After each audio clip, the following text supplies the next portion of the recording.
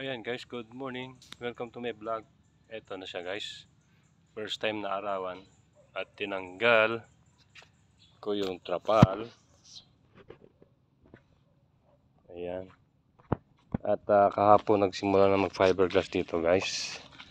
Dito sa hall niya. O ito yung natawag na kasko. Ayan o, niliha ko.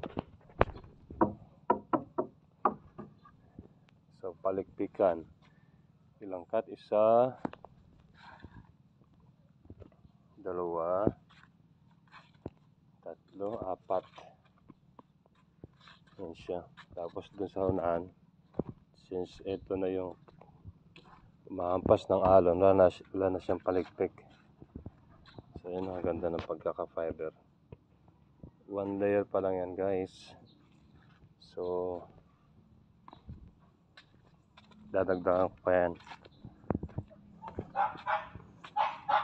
para mas makapal, mas maganda. So guys, kung makikita nyo, mas maganda pa talaga yung ano. Kasi tested ko na yung fiberglass kumpara sa epoxy na masilya. So matibay siya. So yan, recommended polymer. Ito niliha ko to, kaya ganyan siya. So yun lang guys, thank you for watching.